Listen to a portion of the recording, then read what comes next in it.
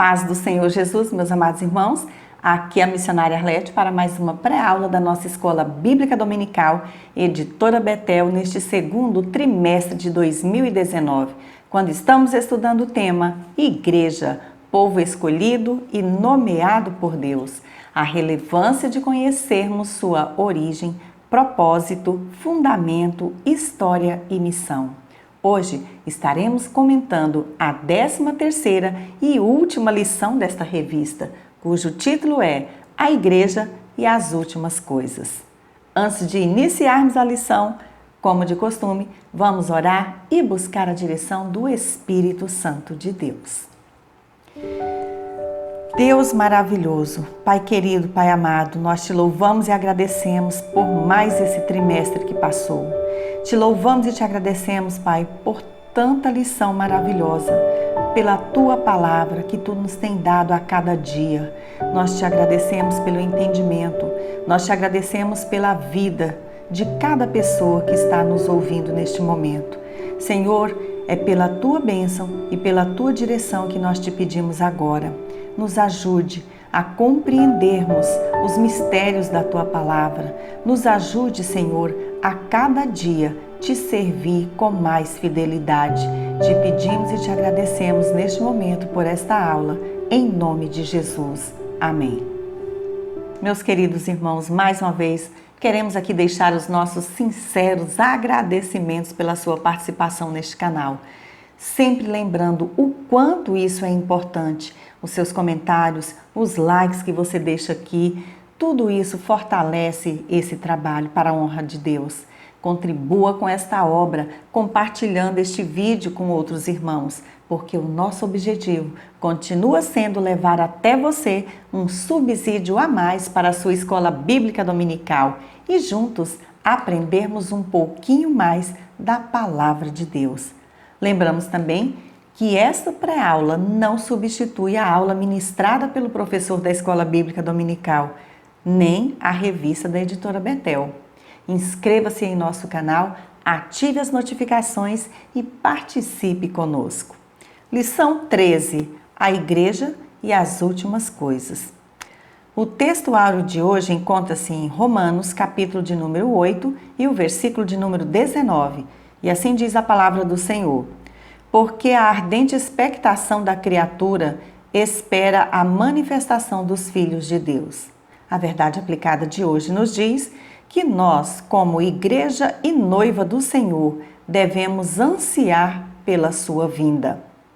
Os textos de referência encontram-se na primeira carta aos Tessalonicenses, capítulo de número 4, os versículos de número 15, 16, 17 e 18. E assim diz a palavra do Senhor. Dizemo-vos, pois, isto pela palavra do Senhor, que nós, os que ficarmos vivos para a vinda do Senhor, não precederemos os que dormem, porque o mesmo Senhor descerá do céu com alarido, e com voz de arcanjo, e com a trombeta de Deus, e os que morreram em Cristo ressuscitarão primeiro. Depois nós, os que ficarmos vivos, seremos arrebatados juntamente com eles nas nuvens, a encontrar o Senhor nos ares, e assim estaremos sempre com o Senhor. Portanto, consolai-vos uns aos outros com estas palavras. O primeiro objetivo desta lição é explicar o que é escatologia e o que é os últimos dias.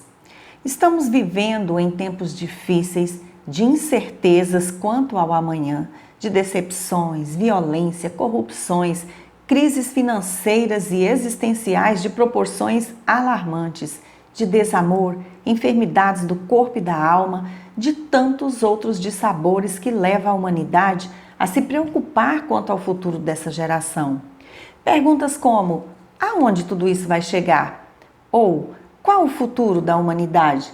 São feitas a todo momento. No entanto, existe na face da terra um povo diferente, um povo que consegue vislumbrar um futuro maravilhoso garantido pela viva esperança em Jesus Cristo, o Senhor, aquele que venceu o pecado e a morte e que garante um futuro promissor ao alcance de todo aquele que nele crê e aguarda a sua vinda.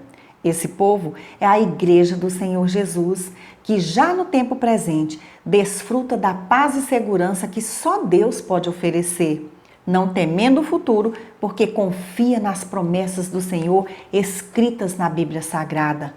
Esta esperança consiste numa certeza na alma, uma firme confiança sobre as coisas futuras, que nos faz aguardar ansiosamente pelo dia da nossa redenção. O apóstolo Pedro mencionou essa viva esperança quando escreveu aos cristãos perseguidos que enfrentavam a real possibilidade de perderem tudo nessa vida, de serem torturados, mortos por causa de sua fé. Em 1 Pedro, capítulo 1, versículo 4 e 5, o apóstolo nos mostra a enorme diferença entre a herança que Deus nos oferece, eterna, maravilhosa e incorruptível, e as heranças materiais e perecíveis dessa vida. Jesus Cristo, o Filho do Deus vivo, é a única esperança verdadeira. Somente Ele é quem pode nos deixar tranquilos e felizes se o recebermos como Salvador pessoal e perseverarmos com fé, aguardando fielmente a sua volta. Tópico 1. Escatologia.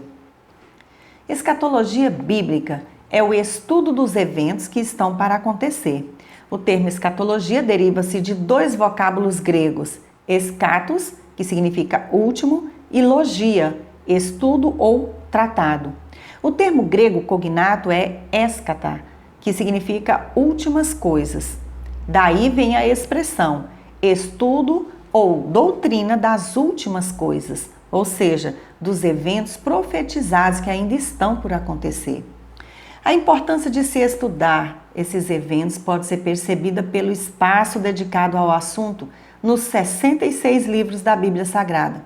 Pois além do livro de Apocalipse, outros livros como Daniel, Isaías, Zacarias e outros, assim como as epístolas, 1ª e 2ª aos Tessalonicenses, capítulos inteiros dos evangelhos como Mateus 24, Marcos 13 e diversos versículos da Bíblia se dedicam ao assunto.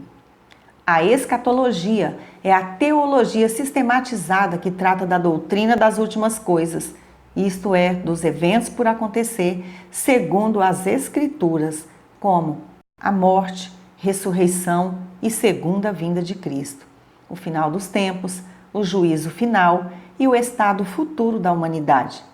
É o ponto alto do estudo teológico e, para entendê-la, devemos estudá-la com profundidade, buscando sempre a ajuda preciosa do Espírito Santo de Deus, através das orações, da leitura cuidadosa de toda a Bíblia, para se ter uma visão geral dos fatos, o conhecimento real do Senhor Jesus e a ajuda divina para entendê-la, e recursos confiáveis para o seu estudo, como seminários, cursos teológicos e vários materiais de estudo bíblico.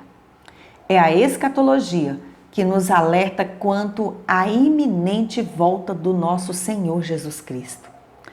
Subtópico 1.1. Os últimos dias. Os últimos dias são sinalizados na Bíblia por meio das profecias e cumpridos através dos acontecimentos mundiais na história da humanidade, e também referentes a Israel e o futuro final do reino de Deus. Os estudiosos consideram que os últimos dias tiveram início com a primeira vinda de Jesus Cristo a este mundo e terão o seu fim por ocasião do seu retorno.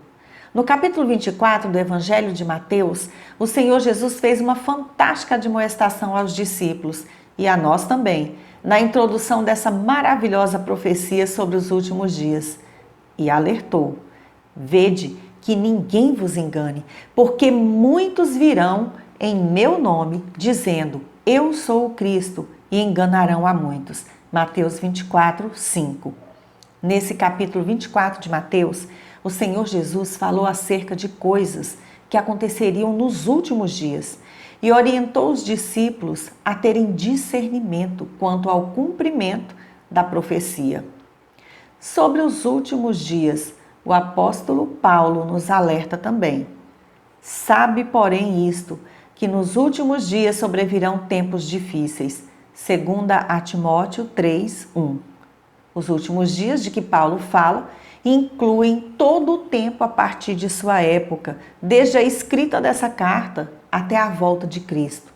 O surgimento de falsos mestres e instrutores e a decadência moral cada vez maior que os acompanha são fatos comprovados também da nossa era cristã, e nós temos que saber lidar com esses problemas, combatendo-os pelo poder da palavra de Deus. Ao anunciar que os últimos dias da humanidade serão difíceis ou trabalhosos, Paulo descreve as características más daqueles que não servem a Deus, cujos fundamentos morais estão abalados. 2 Timóteo 3:3. Tudo o que está escrito nesse capítulo, ele fala sobre uma terrível propagação do mal, em que todos os fundamentos morais estão abalados. As demais epístolas nos mostram que os eventos finais dos últimos dias prepararão os céus e a terra para um novo começo, que se estenderá então por toda a eternidade, segundo Pedro 3:11-13. Subtópico 1.2. A esperança da igreja. Nós já sabemos que não há nada neste mundo que se possa comparar ao grandioso futuro que aguarda a Igreja de Cristo. Um futuro tão glorioso, no qual não padeceremos jamais de enfermidades, fome, dor, tristeza, depressão, humilhação, vergonha, luto ou qualquer outro tipo de sofrimento. Um futuro onde teremos o nosso lugar no reino de Deus, onde receberemos galardões e, o mais importante de tudo, um futuro no qual estaremos para sempre com o Senhor Jesus, o nosso Salvador amado, o nosso Rei e o nosso Deus Todo-Poderoso. A grande esperança da igreja se concretizará no grande dia no qual nos encontraremos com o nosso amado Jesus, e o reino de Deus se estabelecerá para todo o sempre. Está escrito: e o que estava sentado sobre o trono disse: eis que faço novas todas as coisas. Apocalipse 21:5, a parte A do versículo. Haverá um novo céu e uma nova terra na consumação final do reino de Deus, e isso implica numa total renovação de toda a criação, que outrora gemia e tinha dores de parto, aguardando a manifestação gloriosa do governo messiânico, conforme Romanos 8:19-21. É tempo da Igreja do Senhor Jesus viver com mais intensidade a esperança da plenitude do reino eterno de Deus. É tempo de propagarmos com mais convicção essa maravilhosa verdade pela pregação do Evangelho da salvação. Jesus Cristo está voltando e a nossa esperança é a sua vinda. Subtópico 1.3. O arrebatamento.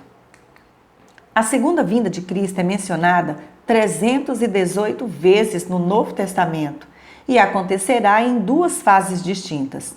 A primeira será visível apenas pela igreja, no arrebatamento ou rapto da mesma. E a segunda fase diz respeito à manifestação física e pessoal de Jesus, acompanhado dos seus santos anjos, e aí sim, todo olho verá. Apocalipse 1:7. O arrebatamento da igreja e a grande tribulação são assuntos polêmicos no meio cristão devido às várias correntes teológicas e suas interpretações, como a visão pré-tribulacionista, que acredita que o arrebatamento ocorrerá antes da grande tribulação. A visão mesotribulacionista é aquela que acredita que o arrebatamento ocorrerá no meio da tribulação. E a visão pós-tribulacionista, que é aquela que acredita que o arrebatamento ocorrerá no final da grande tribulação. A Igreja Assembleia de Deus crê na visão pré-tribulacionista, ou seja, nós cremos que o rapto da igreja, ou o arrebatamento, ocorrerá antes dos 7 anos da grande tribulação, que há de vir sobre toda a terra. A Bíblia nos apresenta o arrebatamento como um acontecimento global e simultâneo em todo o planeta. Esse evento será inesperado, algo rápido, em fração de segundo e invisível aos olhos humanos. Está escrito, no momento, num abrir e fechar de olhos, ao ressoar da última trombeta, a trombeta soará, os mortos ressuscitarão incorruptíveis e nós seremos transformados. 1 aos Coríntios 15, 52. Os mortos salvos, os nossos irmãos que dormiram em Cristo, ressuscitarão primeiro. 1 aos Tessalonicenses 4,16, a parte B do versículo. E em seguida, nós, os crentes em Jesus que estivermos vivos nessa ocasião, teremos o nosso corpo corruptível, frágil e sujeito ao pecado e à morte, totalmente transformado e revestido da incorruptibilidade, conforme 1 aos Coríntios 15, 53, e seremos arrebatados, levados da terra para o encontro com o Senhor Jesus nos ares. 1 aos Tessalonicenses 4, 16 e 17. Essa é a primeira fase da segunda vinda de Cristo, a esperança da igreja, conforme Filipenses 3, 20 e 21. O apóstolo Paulo fala do arrebatamento como sendo um mistério. 1 aos Coríntios 15, 51 ao 54. Ou seja, essa é uma verdade que não foi totalmente revelada até a sua manifestação para a igreja. Para o crente, o movimento no arrebatamento é da terra para o céu, enquanto que no segundo advento é do céu para a terra. No arrebatamento, o Senhor vem para os seus santos, conforme 1 aos Tessalonicenses 4, 16, enquanto que na segunda vinda, ele vem com os seus santos, conforme 1 aos Tessalonicenses 3, 13. No arrebatamento, Cristo vem apenas para os crentes, os cristãos salvos, mas seu retorno à terra vai causar impacto em todas as pessoas. O arrebatamento é o acontecimento do traslado e da ressurreição, no qual o Senhor levará os seus à casa do Pai, nos céus, conforme João 14, 3. Enquanto que no segundo advento, os crentes retornarão do céu para a terra, conforme Mateus 24, 30. O segundo objetivo dessa lição é mostrar que o julgamento do cristão é somente para o galardão e não para a condenação. Tópico 2. Ressurreições e Tribunal de Cristo. O comentarista diz neste tópico que o retorno do Senhor Jesus Cristo desencadeará outros acontecimentos escatológicos, os quais veremos agora com mais detalhes. Subtópico 2.1. As ressurreições. Ressurreição é a restauração da vida a quem estava morto pelo poder de Deus. Não importa como os corpos foram sepultados, se em covas, na terra, ou no fundo dos mares e rios, ou se foram queimados. Literalmente, os mesmos corpos mortos serão ressuscitados. Na ressurreição dos justos, seus corpos serão transformados. 1 aos Coríntios 15, 35 ao 38, iguais ao corpo ressurreto de Cristo, conforme Filipenses 3, 21. Os corpos mortais finalmente se revestirão da imortalidade. Muitas pessoas não creem que há vida após a morte, mas a doutrina da ressurreição tem como base o fato da ressurreição de Cristo. O próprio Senhor Jesus enfatizou e deu um sentido especial a essa doutrina. Como está escrito: não vos maravilheis disto, porque vem a hora em que todos os que se acham nos túmulos ouvirão a sua voz e sairão. Os que tiverem feito bem, para a ressurreição da vida, e os que tiverem praticado mal, para a ressurreição do juízo. João 5, 28, 29. O Mestre amado deixa claro nestes versículos que não haverá uma única, geral e simultânea ressurreição para todos os mortos, e sim que acontecerá em duas fases distintas. a primeira ressurreição dos justos, conforme Apocalipse 25, da qual participará todos os salvos que dormiram no Senhor, e acontecerá por ocasião do arrebatamento da igreja. E a segunda ressurreição, que será a dos ímpios, daqueles que rejeitaram a Jesus Cristo como seu Salvador, daqueles que perseguiram a igreja do Senhor aqui na terra e viveram como se Deus não existisse, não crendo em sua palavra, tampouco no sacrifício de Cristo na cruz do Calvário. Apocalipse 25. Sobre o tempo da segunda ressurreição, acontecerá no fim de todas as coisas, após o período do milênio na terra, quando haverá o juízo final diante do grande trono branco. Apocalipse 20, 11 ao 15. Está escrito na Bíblia que bem-aventurado e santo é aquele que tem parte na primeira ressurreição. Sobre esses, a segunda morte não tem autoridade. Pelo contrário, serão sacerdotes de Deus e de Cristo e reinarão com ele os 1000 anos. Apocalipse 20, versículo 6. Subtópico 2.2. O julgamento do cristão. É muito importante frisar que aqui não se trata do julgamento dos pecados dos crentes, porque esses já foram julgados em Cristo pela misericórdia e graça de Deus, segundo aos Coríntios 5:21, Gálatas 3:13, João 5:24 e Romanos 8:1-33. E nem é julgamento quanto o nosso destino eterno. Só os salvos participarão desse julgamento. E sobre ele lemos na palavra de Deus, porque importa que todos nós compareçamos perante o tribunal de Cristo, para que cada um receba segundo o bem ou o mal que tiver feito por meio do corpo, segundo aos Coríntios 5:10.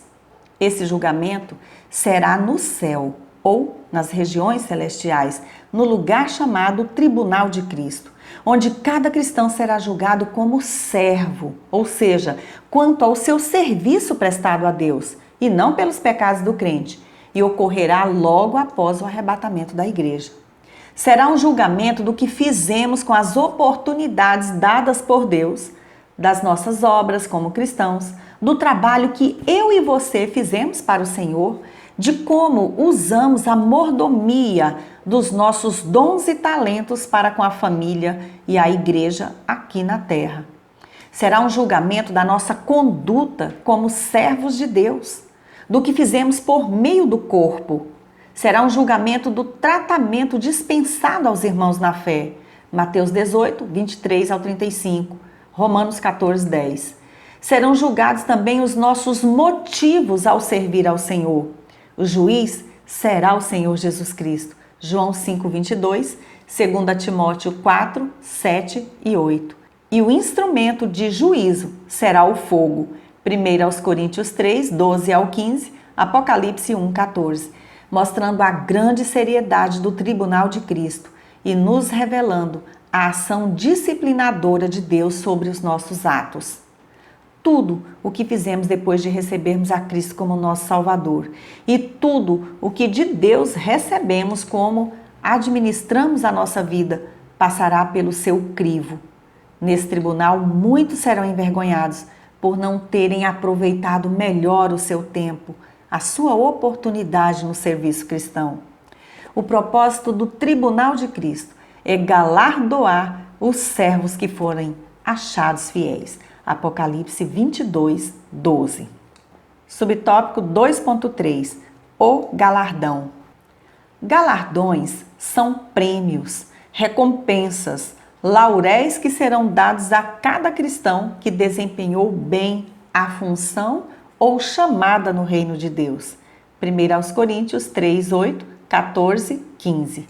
Na revista do Professor, o comentarista cita alguns prêmios maravilhosos que estão escritos na Bíblia. Primeiro, a coroa da vida, conforme Tiago 1,12, Apocalipse 2,10. A coroa da glória, 1 Pedro 5, 4. Coroa da justiça, 2 Timóteo 4, 8. Coroa incorruptível, 1 aos Coríntios 9:25. Deus conhece a cada um de nós individualmente, conhece as nossas forças, motivações, obediência, sinceridade e disposição para servi-lo e nos recompensará com justiça. O terceiro objetivo desta lição é descrever o que vai acontecer depois da volta do Senhor. Tópico 3. A vinda do Senhor. Conforme já comentado no subtópico 1.3 desta lição, a vinda do Senhor Jesus acontecerá em duas fases distintas, no arrebatamento da igreja e no julgamento das nações. Subtópico 3.1. Características da segunda vinda.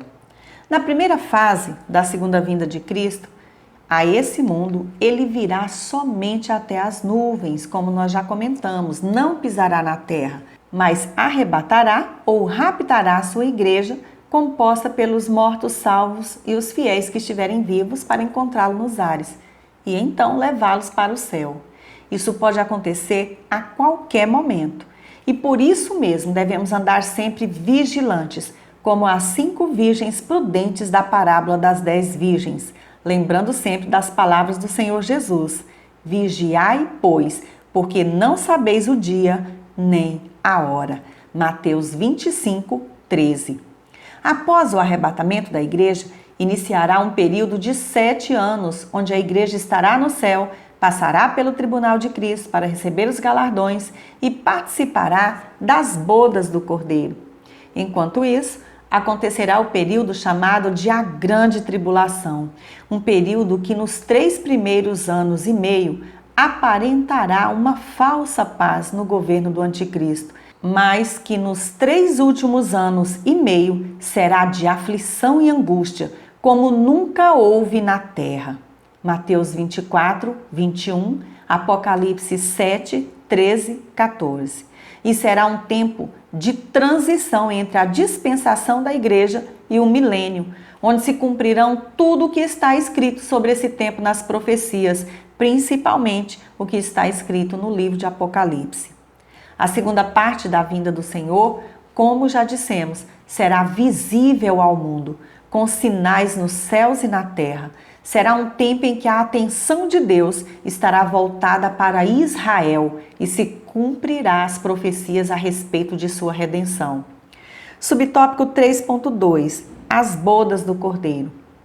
Ainda sobre as bodas, lemos na Bíblia: alegremo-nos, exultemos e demos-lhe a glória, porque são chegadas as bodas do Cordeiro, cuja esposa a si mesma já se ataviou. Apocalipse 19:7. Nesta passagem, o Senhor é glorificado principalmente porque as bodas do Cordeiro finalmente são vindas. Tanto no Antigo Testamento, conforme Oséias 2:19-20, como no Novo Testamento, conforme Efésios 5:23-32, o povo de Deus é visto como a noiva ou esposa do Senhor. Naquele glorioso dia, nós, a Igreja do Senhor, entraremos nas bodas do Cordeiro para a grande festa. Subtópico 3.3. A Igreja e o Milênio. O milênio será o glorioso reinado de Cristo na terra por 1000 anos, conforme Apocalipse 20, versículo 6, e será um período de verdadeira paz sobre a terra, conforme as profecias de Zacarias 9:10, 21-3. Essa época é ansiosamente aguardada pelo povo israelita, conforme Lucas 2:38, Atos 1:6 e 7. Jesus não lhes tirou esta esperança, apenas não lhes revelou o tempo e a hora do seu cumprimento. É essa esperança que tem impulsionado o regresso dos judeus à sua pátria e também motivado a sua rápida elevação. Nesse tempo, a igreja terá sido glorificada conforme Romanos 8, 17 e 18, Colossenses 3, 4, e se cumprirão todas as profecias a respeito do reino do Messias. Para concluir, que a nossa esperança seja viva e a nossa expectativa contagiante. Jesus Cristo voltará para nos livrar da morte e nos levantar para a sua presença eternamente. Maranata, ora vem, Senhor Jesus. Que Deus, em Cristo Jesus, abençoe grandemente a sua aula. Se você é um professor da Escola Bíblica Dominical, não se esqueça de visitar o blog revistaebd.com. Nele estamos disponibilizando subsídios em slides editáveis para cada lição aqui estudada, vídeos com os 3 hinos da harpa cristã sugeridos pela revista e mais comentários.